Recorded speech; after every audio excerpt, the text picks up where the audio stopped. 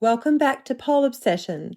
Today I'm continuing my chat with Jessie, the founder of X-Pole Australia, which has just celebrated its 20th anniversary. It's such a privilege to share more of Jessie's story with you. So let's jump right in. Your very busiest year ever would have been through COVID, is that right? Yeah, crazy. Absolutely crazy. I Yeah. literally, we're like homeschooling kids at the same time as working like till 9 or 10 every single night. Like it was insane. It was the entire team was working from home remotely, but it was absolutely, it was insanity. And it was one of those things because at the same time we were incredibly grateful to be able to be working because so many people couldn't work and there were so many businesses closing. But for us, it was literally like we were in a loop on Christmas week. And it went for months and months and months. Yeah. So yeah, I mean, good though for you. it was great, except for I don't know if you remember, we'd done a pre-sale. We do our pre-sale events to let people get access to stock before it lands. And we had actually launched a pre-sale in April of 2020 and sold out completely. We sold out the entire container. It was a 40-foot container and we sold it out in 6 hours. Yeah. And we were like, that's incredible, blah, blah, blah. And then a couple of weeks later, we're waiting and waiting, waiting on the shipment. And there was a boat called the APL England, and it had a whole lot of containers go off the side. Yeah. And we had no idea. We knew that we were on that vessel, but we had no idea if our containers was one of the containers that had gone off the side of the ship or not. And so we're going through all of this thing. We're talking to insurance. We're talking to, because obviously we have insurance for that sort of thing. So we were figuring out if we were going to have to do mass refunds. The factory was under the pump. The factory was actually ended up having to double its space because it was getting high demand orders from the UK, from the US, as well as Australia. It wasn't just us, everybody screaming for poles. It was everyone in the world. And so it was just insanity. And it ended up getting to a point, I believe it was June before that ship docked and they'd sent it to Brisbane instead of Sydney. And we had to make special arrangements to get our container lifted off in Brisbane and then on a train to Sydney because they were rerouting it to make it safe. So they were going to actually send the boat all the way down to Melbourne after Brisbane before bringing it back to Sydney. So we were just like, people have been waiting since April for this stock. So we ended up getting it lifted off and sent express to Sydney. But I think it was about July. So those poor people had to wait that length of time to get it. But we were so grateful that it didn't go off into the ocean because that just would have Yeah. been Imagine that. next level. So And how are your consumers when they didn't receive the product? Were they were they? so good. They were Yeah. so good. Yeah, oh my God, the kindness of people. Isn't it so funny that like during that time, especially when people were just buying it, so looking forward to it arriving in May, literally marking it on the calendar as to when they're going to get this thing, and then just no end in sight as to whether they're even going to get it in months. And they were just so kind. People were sending us emails saying, we're so sorry this has happened to you guys. Please don't stress about my order at all. Whenever it happens, it happens. And I'm just like, just just people are just beautiful. Seriously, really. Like we work in a pretty amazing industry. I think we actually work with some of the best people. Mm. Like really, our customers are beautiful. Like the studio owners that we work with, they're these impassioned, powerful, fantastically intelligent women. Yeah. It's such a great industry to work in. Yeah, it is nice, isn't it? It is. We're very lucky in a lot of aspects. And I think a big part of it is we just all love what we do so much.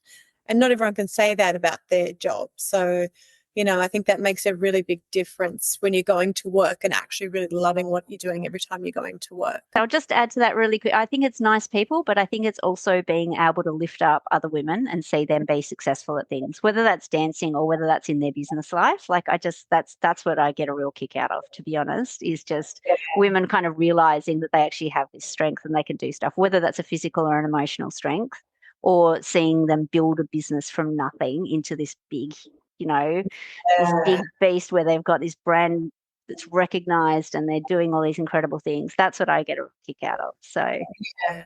Well, you've seen that because you've been around pretty much from the beginning. So tell me about that. Like, what have you seen that's amazed you?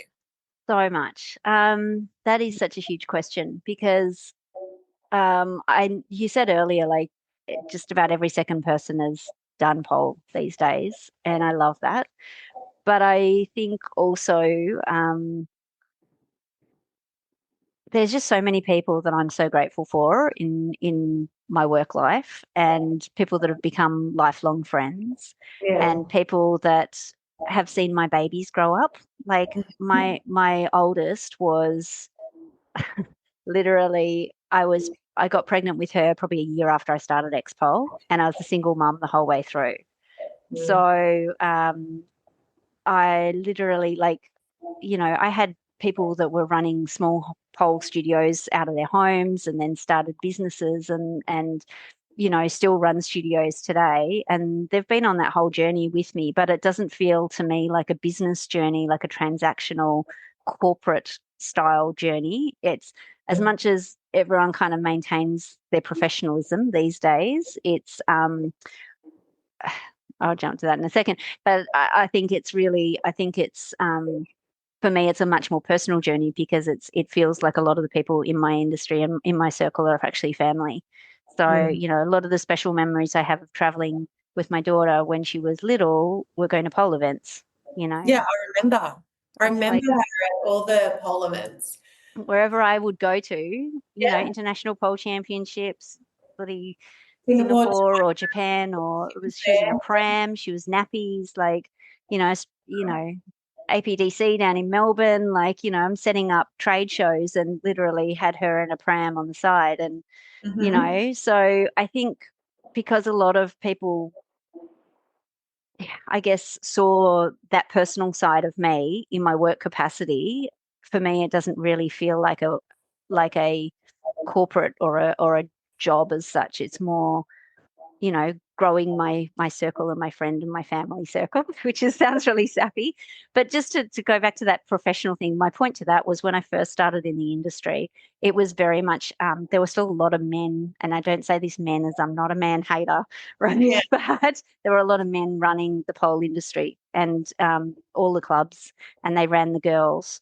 And they would cut hours and they would do these sorts of things. Like if you didn't fall into line, they would cut your hours and your teaching hours and things like this. And I'm so grateful that the industry has moved beyond that. And I love that in the industry now, for the most part, everybody kind of networks with each other. They're not all closed off and segregated.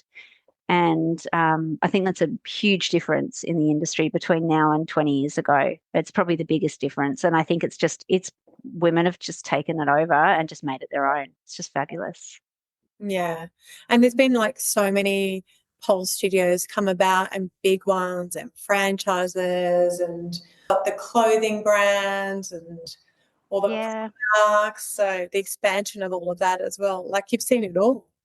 It's so funny. We were the first pole brand in the world to have ambassadors. Yeah. So it's really, really funny because about probably 6 or 12 months after we launched our ex-pole ambassadors, Bad Kitty in the UK or the US, sorry, launched their ambassador team. And then from there, all the different pole brands started having pole ambassadors. But this is also in the day before content creators and all of that sort of stuff. So we largely started our ambassador team so that we could actually bring attention to Australian talent that were talented artists at an international level, people that were competing at an international level from Australia. And we wanted to support them getting to comps. We wanted to support their brand as they were growing their brand.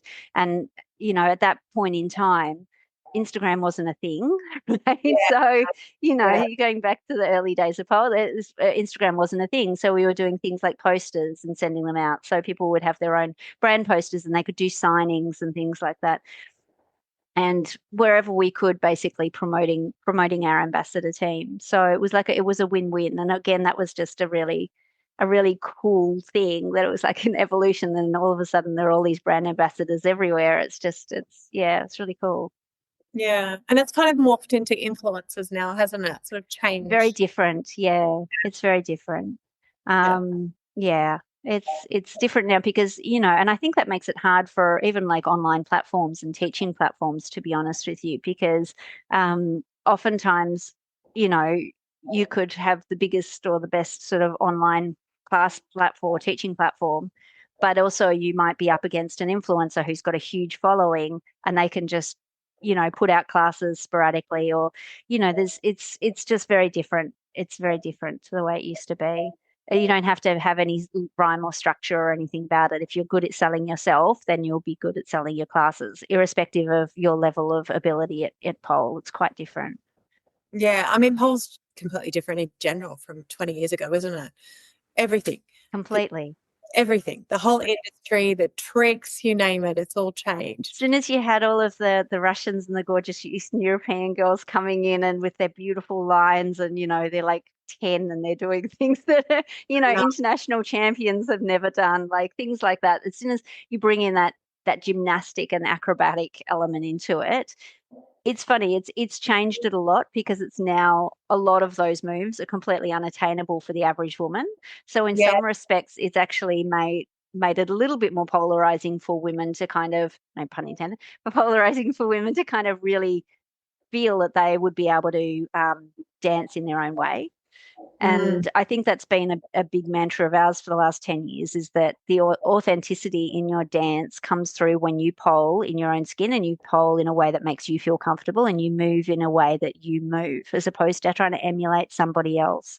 So there were a few things going back again about 10 years ago where, or maybe a bit longer now, fongies were first a thing, and everyone was trying to fongie, and you're Yeah. just like, not everybody is built for that, right? And Yeah. it's not something that everybody should be able to do. It's like you can watch somebody who can't do that, who can't, invert, right?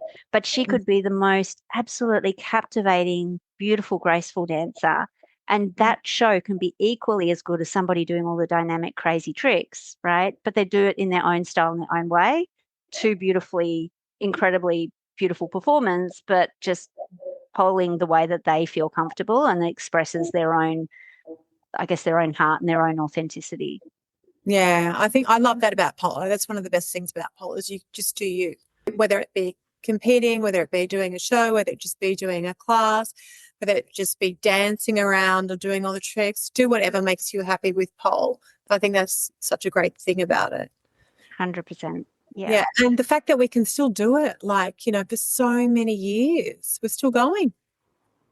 Wow, my knees have given up on me, so I'm not polling, sadly. At the moment, I'd probably be lucky to do a body roll these days. Unfortunately, I'm not that old. It's just that, I like just, connective tissue issues and all of that sort of stuff. It's just, but, I still love to dance and still love to move. So, I can dance around the pole. I just can't, unfortunately, do as much as I could when I was younger.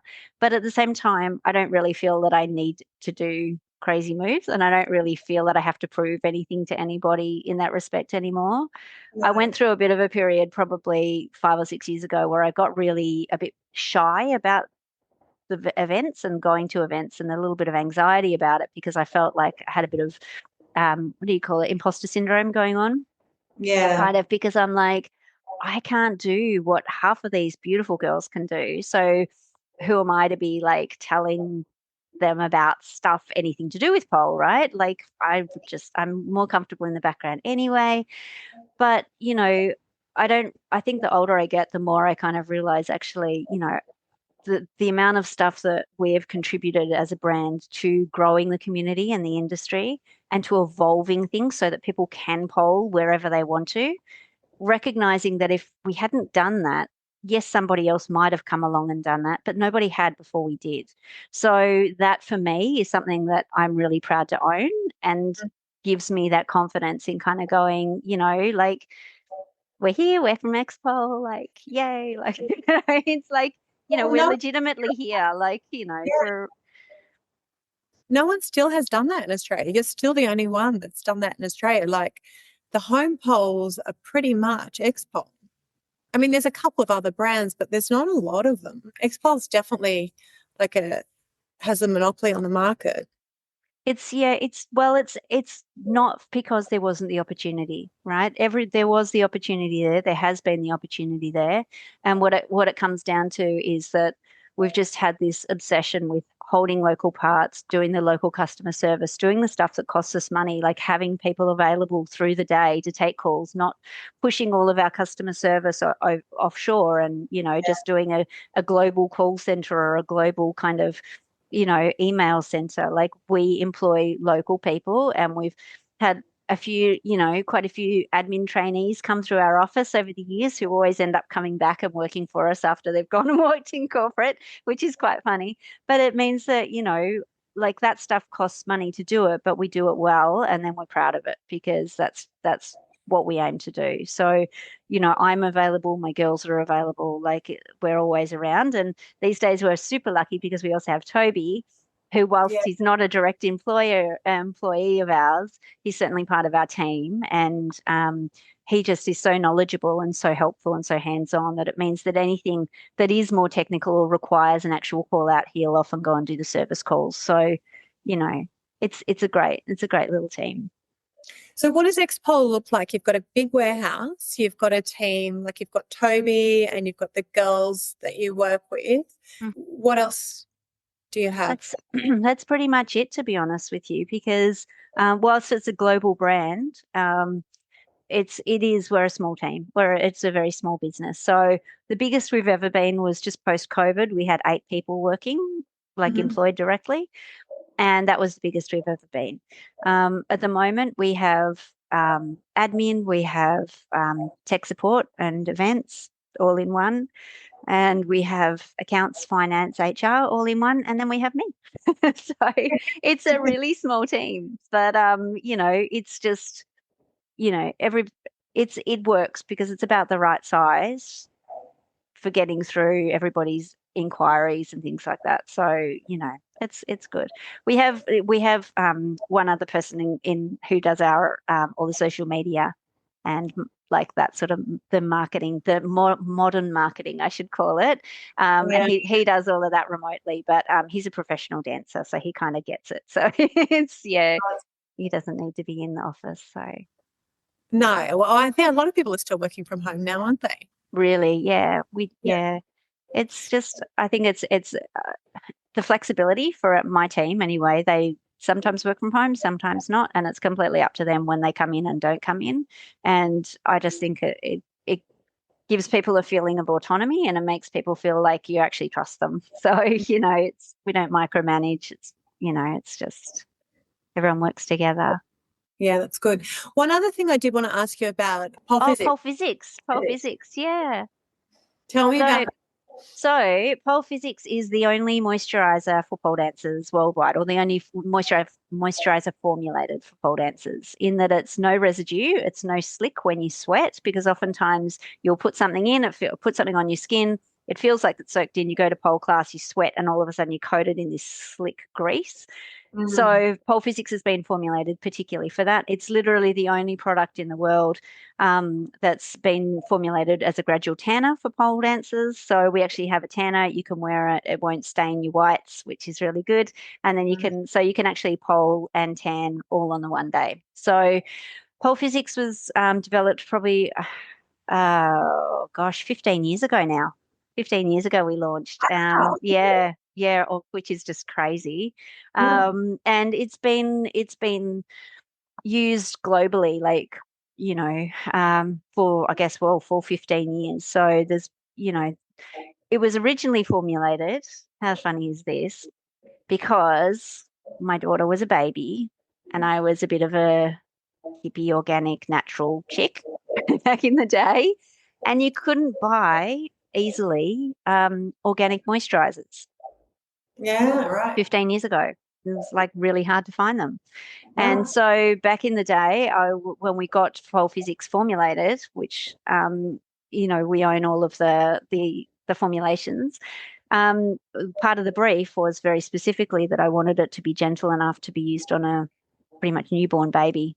And so, she wasn't newborn at that stage, but she was nearly 2, but I was like, she's still my baby. So I want to be able to use this stuff on her. And so our original, which was the Sensitive E, was developed back in that point in time. And that's still the mainstay of our of our brand is the Sensitive E, but we have tanner, we have an arnica blend. But I think the biggest thing with the sensitive E is we started getting a lot of feedback from people really randomly with all sorts of really severe eczema, mast cell disease, like all of these really unusual medical conditions. And it's literally one of the only products that they were actually able to use. And they kept saying to us, can you please create this under a mainstream brand so that I can give one to my nana, so that I can give one to my friends, so I can recommend it in my group. And so out of that, we actually started during COVID a sister brand called Koya Skin. Yeah. And yeah, so we now have Koya as well. So we also recommend Koya because it is the same thing, just in a different bottle. If people are too shy to have a pole dancing bottle in their cupboard in case their mum or their nana or somebody comes over and they don't want it to see it, that they can use the Koya Skin instead. So how did you develop that? You wanted just a nice moisturizer that was organic that you could use on your child, but obviously thought this would be great for pole as well. So yeah, it was actually a friend of mine. It was actually her genius, let's call it, that because she was talking to me about the frustrations of not being able to pole and moisturize on the same day, and how scaly her skin was getting, and all, and and it's the reality of it is dry skin. If your skin's really dry, you'll actually slip far Yeah. worse on the pole than if you've got nice toned, moisturized, healthy skin. So it's a no-brainer. But actually getting the product formulated is a different story, because obviously you have to go through your batches and everything. And funny enough, to my left over here, I actually have a whole drawer full of the original formulation batches. So Wow. I actually have them still. And the best part about that is we've been able to send those off to check on long-term stability testing. So we now have long-term stability. So we have a product after opening date, not an expiry date on the products. But how did you go about it? Like, take me back to the very beginning, because this is fascinating. Is it? It's so funny because for me, I'm just like, oh no, we employed a formulating chemist, So where did you and find a chemist? just probably knowing me, probably online. I think it's just like You just I searched don't up even remember. I don't. formulating I don't even know. It was so long ago. Well, formulating chemists, yeah. So like so you go to a formulating chemist, and they're the ones that will in basically, Australia, and you or give them a brief. No, definitely in Australia. And very specifically ones that have a focus on natural products and organic ingredients. So that for me was the core brief, and then just lots of trial and error, lots of different sample pots, lots of different because even though the sensitive E is a fragrance free, it's an unscented product. The formulation itself, it's not, when you take it out of the bottle, even if you put it on your skin, you won't smell it. But if you take it out of the bottle or open the lid, you'll smell it, and it smells kind of almost almondy. That's actually the raw ingredients. That's actually not fragrance added and things like that. So I think when people think unscented, they think it's literally going to be completely devoid of all smell, but it's yeah, actually not necessarily the case. So, but that particular one, we've had such incredible feedback over the years, particularly from people that were getting fresh tattoos and putting it on fresh tattoos. And so we now have a Koya tattoo range as well, because we've actually, and it's a completely separate, and we sell through tattoo studios and all sorts of things, that particular yeah, brand, because it's all natural. It's non-greasy, no residue, no slick when you sweat. And how many people with tattoos go off and go training and use the gym? They don't want slick, greasy products. So it's really, it's one product that's kind of evolved into many different channels. yeah. But yeah. And you got it formulated like just a person in Sydney, and then how did you develop it and produce it? What was the next step there? So I'm trying to think originally who we actually used. Probably, you can go to a third-party contract manufacturer essentially, and so it means you don't have to buy a factory. You don't have to buy all the vats and the mixing machines and everything yourself. Yeah. So, like, because that's a lot of expensive setup. Yeah. So you just go to a contract manufacturer, and we just took our formulations. You sign all your non-disclosures and all that sort of stuff. We had some fun trying to, source bottles, and originally we chose a serum pump rather than an actual proper lotion pump, because we liked the aesthetics of it, but didn't actually realize you had to pump, pump, pump, pump, pump to try and get anything out, because the dispense rate was so low. So people were like, we love the product, but we hate the pump. Yeah. So, and then we went to a completely different pump company company, loved their pump, but it was like $2.50 per pump, which we didn't realize till after we'd ordered them. So, of course, the cost of goods on that was really high. So, and so it all costs money. Like, this is the funny thing. We've changed, we've rebranded, we've redone all of our bottles and stuff now, and all of our bottles are now 100% post-consumer recycled plastic, meaning all the old milk bottles collected from around Sydney, they go off to the recycling centre, transformed into new plastic, and that's the recycled plastic that we use in our bottles. So it's wherever possible trying to keep that carbon footprint low, but at the same time doing things that are, setting up the environment, setting up things as best we can to leave minimal impact after we're no longer here. So have you done all of that within Australia, or do you outsource? it's within no, it's all within Australia. We use, so at the moment our bottle makers are in Sutherland Shire, our third party contract manufacturers in Sutherland Shire. We get all of the ingredients wherever possible from local manufacturers. I think there's one that has to come from England, which is an expensive product, but it's the only particular ingredient that of its kind that's all natural and really high quality is the word. So we could have substituted for a local, like cheaper version, but we want to keep the integrity of the product really high. So it is a high cost of good product to make, unfortunately. It's, but at the same time, it's worthwhile because it's a good quality product and people that use it see results. So in my mind, it's a no-brainer. Well, it's not just that, though. You've also had to get all the packaging, the boxes, you've had to logistics, like sending it around the world, putting it on the website. Like, there's just so much to this that people don't know. So I know you're like, oh, I don't know, Elle, but it's like it's just a cream. It's not just a cream. There's just so much to it. So thank you, Elle, for recognizing it. No, thank you for recognizing that it is a lot of work. It has been, but I love these little projects, and I do these little projects, and then I'm just like, love it and get all excited about it. And then I'm like, what other projects can we do? Yeah. Well, there's always something, isn't it? You're always coming up with something. I always see some sort of new launch somewhere. It is. That's exactly right. And it keeps life interesting, but it keeps life interesting for our customers too. Because, and I think that's the most exciting thing about this launch that we're doing with the X Stage. So that'll be on the 19th of August, which is our actual 20-year anniversary. And we're holding it in an Andrea Rife studio in Sydney at Rosebery. And it's the first event I realised that we've done in many years, because I think our last event was Pole Reflections, which was a long time ago now. I want to say like 2012, possibly before that, 2010, 2012, around. I kind of think it was 2010 actually, because I'm pretty sure it was APC, and APC was 2011. So, and I went to Pole Reflections. There you go. Thinking it was 2010. Yeah. Yeah. And so Pole Reflections, for people that don't know, was a project that was just a total pipe dream, magical project that cost me so much money that I'd never do it again. But I literally nearly sent me broke. But it cost me. So basically, back in that, at that point in time, we're talking 15 years ago in the pole world, things we'd been running for 5 years.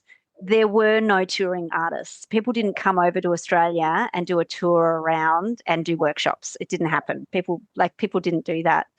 So I was like, why don't we get the best artists from all over the world and bring them to Australia for one night only, and we'll put them in Sydney Theatre, the most beautiful theatre in Sydney. Stunning, yeah. Gorgeous. We'll take over their downstairs floor and we'll create a pole studio. We had all X Stage lights all down the bottom. I think they were lights, probably not podiums at that point. And we filled that studio downstairs. I went to it. See, there you go. And basically, and I was just like, one night only, and then we'll let the artists tour all over Australia, which we funded. I was nuts. Looking back, I was so nuts.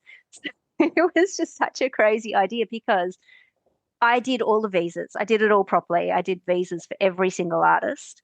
The work on the visas alone, I swear to God, no lie, the stack of visa paperwork was for all the artists would have been maybe 25 centimeters high if I stacked it on the desk next to me now.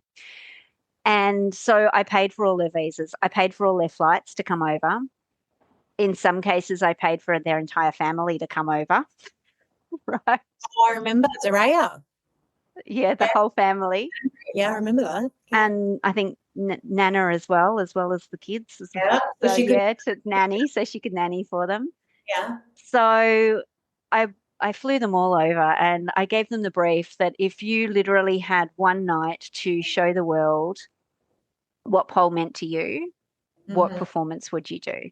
So it wasn't anything about, and this is off the back of the whole polling your way and everything else, but it was designed in a way so that they would come on and they would literally pole from the heart, for want of a really cliched term. I just wanted them to express what they most loved about pole and what they could, if they had that one opportunity to show you and to captivate you, what would that be? Unfortunately, the guys that did the DVD have skipped town and ghosted me for years. So that DVD footage is gone, which I'm terribly sad about. I had 2 copies. One was with a girl that was working with me at the time and was in the car and got completely scratched up and scuffed up, so just can't be played. And the other copy we sent across to the US office and was never seen again. I don't even know if it arrived in the post. So, and literally they were my blueprint, my, the ones that you're supposed to look at and approve. And anyway, so those copies are sadly gone. But I then basically said to the artist, I said, what do you want to see in Australia? Here's a map of Australia, Google it. Where do you want to go? And then basically let them go, oh, I'd love to go to Queensland. I'd like to go to Victoria. I'd like to go to Perth, Northern Territory, Alice Springs. And then I contacted the pole studios in that area and I said, hey, would you like to host Soraya or would you like to host, I don't know, like any of our other artists? And they were so they basically went around and did these tours, Lolo Hilsum, right? They did these tours of Australia before anybody else had done actual proper touring of things. The only thing I didn't realize, and this was my biggest lesson from that, lessons and blessings, everything's a lesson or a blessing. And this was my biggest lesson from that event, was I should have run the event and then done the tour afterwards, because so many of the artists went and toured and did their little workshops and stuff. And so people didn't bother flying into Sydney to support the main event because they'd already done the workshop at their home studio and they'd already met their star. So that then lost me $120,000. Oh. So that was a big lesson. And that was my last big event that I did. Because up until then, I'd been working in the backgrounds with APDC, the Australian Pole Dance Championships, and I was part of that team and doing all of the things like all the trade show and doing the poles and doing all of that work behind the scenes. So I was just like, I don't think I'm going to do events for a while. And I didn't need to, in fairness. People were beginning to start running their own. We had our comp poles and we started doing one-piece poles and people picked up the mantle and started running pole events in all different states, as and it was fantastic. And it wasn't in strip clubs anymore. So I didn't really feel that we needed to do that anymore. I just wish, this is like if there was a little star above me right now, that I could actually get a copy of that DVD and watch it, because even though the moves by today's standards wouldn't have been, ridiculous, those artists were all the best in the world at that point in time and all captivating artists within their own. I mean, Marlo Fiskin, right? Still one of the most glorious people to move on this earth. She's just the most captivating dancer. And I just love the fact that we had her here. She did workshops. People got to say I danced with Marlo Fiskin, even if it cost me 120 grand. I say that through gritted teeth. But it took us a long time to recover from that one, especially when you think we're a small business. We're not like some big ginormous multi-million-dollar company. It just, I mean, even if you were, that's still a lot of money. It's a lot of money. It's a lot of money.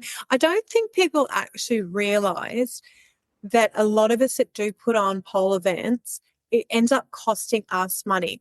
Quite often we won't break even. Quite often we'll be in the red and we're paying thousands of dollars to put on these shows for the pole community. And the only way that we can keep doing it, which we are sometimes crazy for doing, is if people are coming to them. You've got Coming and buying tickets. Yeah, don't sit at home in your PJs and just wait for the live stream link. Go and see them. Yeah, go to the events, but also the magic of live performance. I mean, Yeah. this is why people go to the opera and the ballet and pay exorbitant amounts of money each year to go and be in those forums, is because actually the magic of live performance is often in that energy in the room, and you can't see that through a screen. No, exactly. And well, I will say I went to the workshops and I love that. And so did Andrea Rife. And there's all these people that were there, right? it's funny. I'll tell you a funny story about it.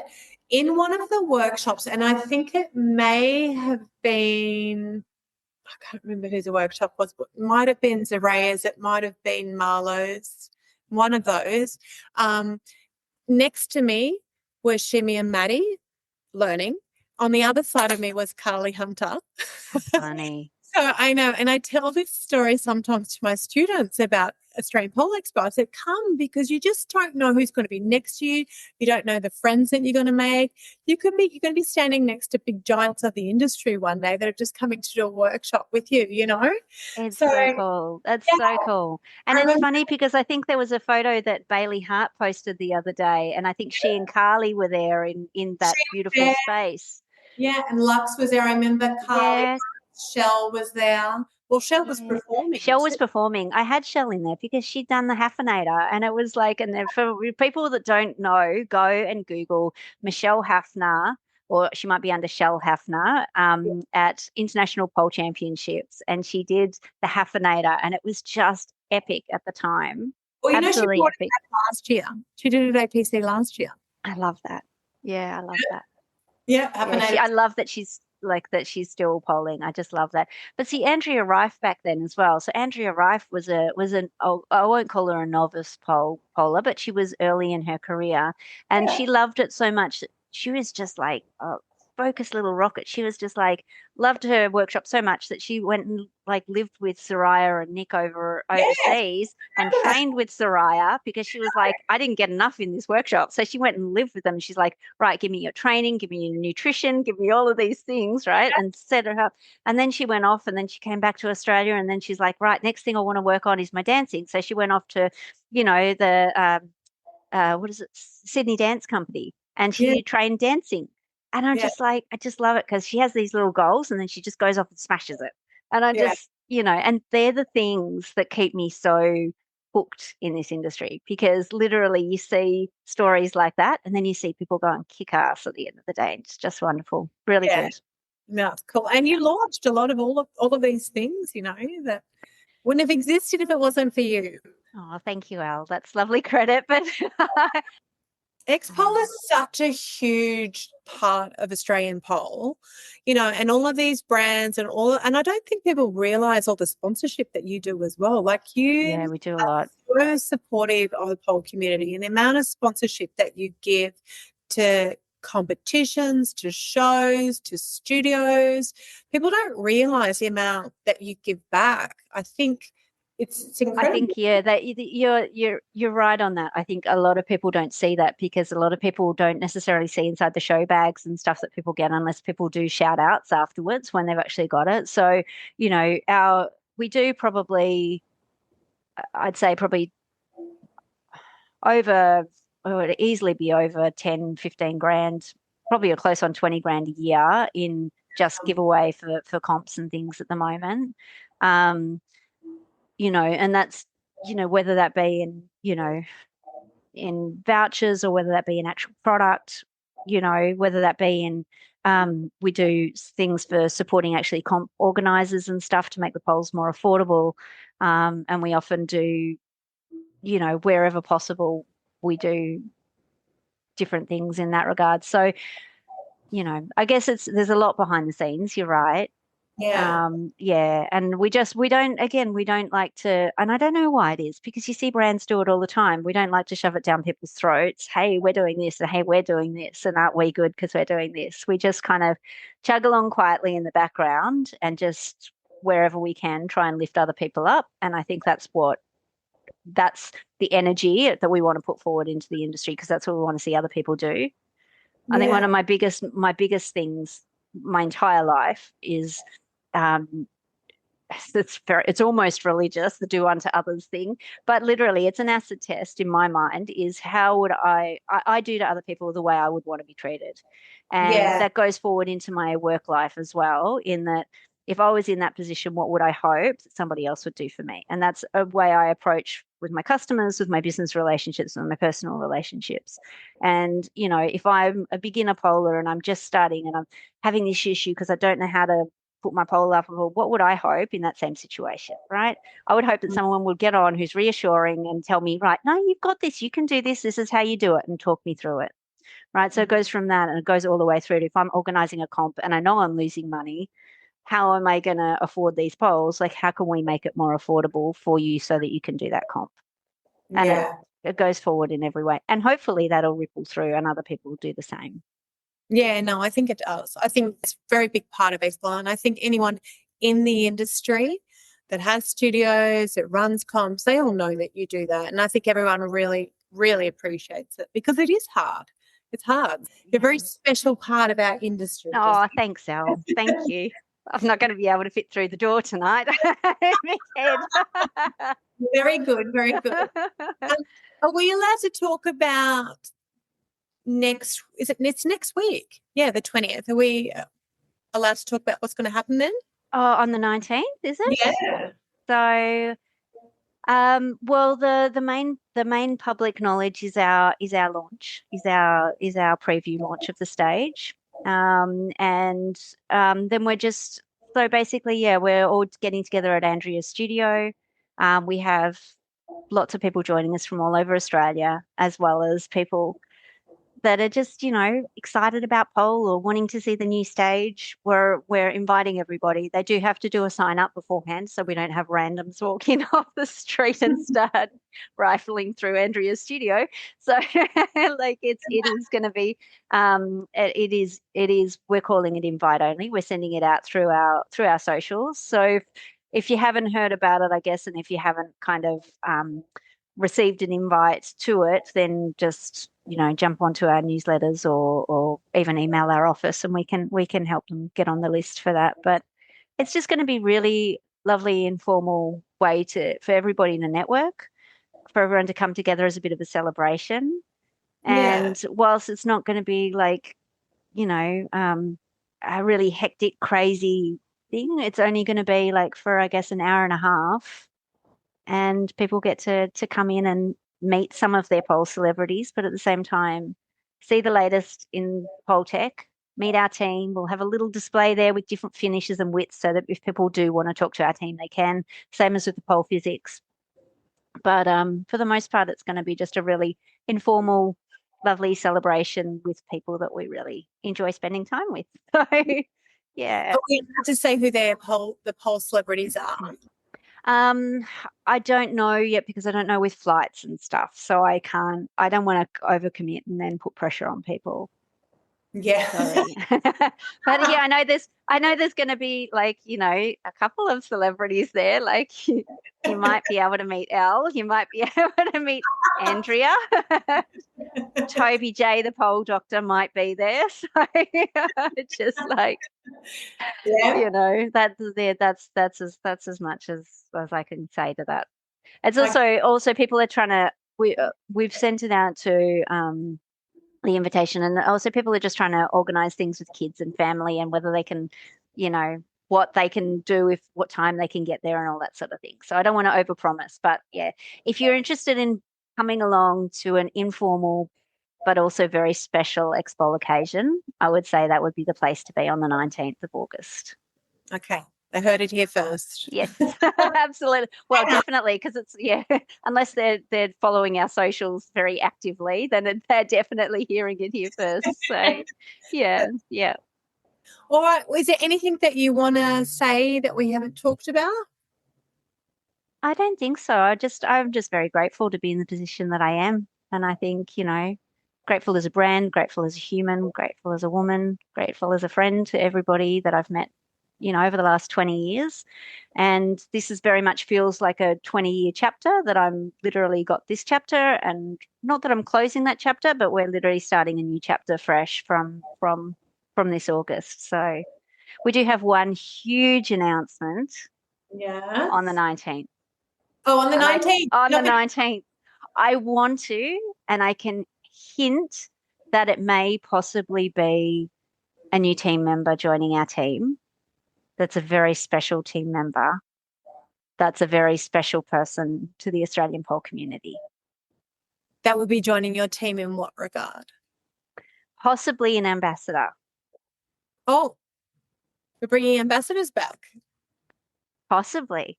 Wow. Maybe we are just only having one new ambassador. I don't know. I can't tell stuff without telling you everything. So unfortunately, I have to say, I would love to tell you, because literally I'm the sort of person, a rubber arm. You could twist my arm and I'll tell you anything. But I just have to say that we've got to hold on to that till the 19th. But we are going to announce it on the 19th that we have a very special person joining the team. I kind of feel like I already know. You could possibly, but don't tell anyone if you do. It's a big secret. I kind of feel like because I know so much, I kind of already know. Talk about this after. Yes, that's a good idea. Tell Yeah. me whether I'm right or not. Yeah, no, that's exactly right. And that's unfortunately just the listeners that are going to have to wait and tell. But yes, I do. Yeah, I can't disclose it yet officially. But watch the socials and then they'll find out, yes? Watch the socials. Yeah, I'm so excited. I'm so excited. Well, thank you. I appreciate you joining us. And I'm looking forward to the big launch on the 19th. I may or may not be there. Because You are going to be there. You're my celebrity guest. Oh, funny. All right. You all know now. I'll be there. Yeah. Elle will be signing posters. So you better sort out your posters before you come. I better do another photo shoot or something. I love it. Yeah. Well, thank you so much. I really appreciate you coming on. And Felix does too, even though she's not here today. Hi, Felix. Love you. We miss you. Oh, it's so funny. I so rarely get to see her too. It's like every single time I see her, it's like a quick, oh, hi. We've got to catch up some point one day. It's just the busyness of us all, isn't it? We're just all so it busy. is. Yeah. Well, thank you. And Thank you. we will see you very soon. And I'm excited to find out all the news that's coming. That's brilliant. Thanks so much, Elle. Thanks for having me on. Thanks, Jessie. Thanks for joining. Love. Thanks, love.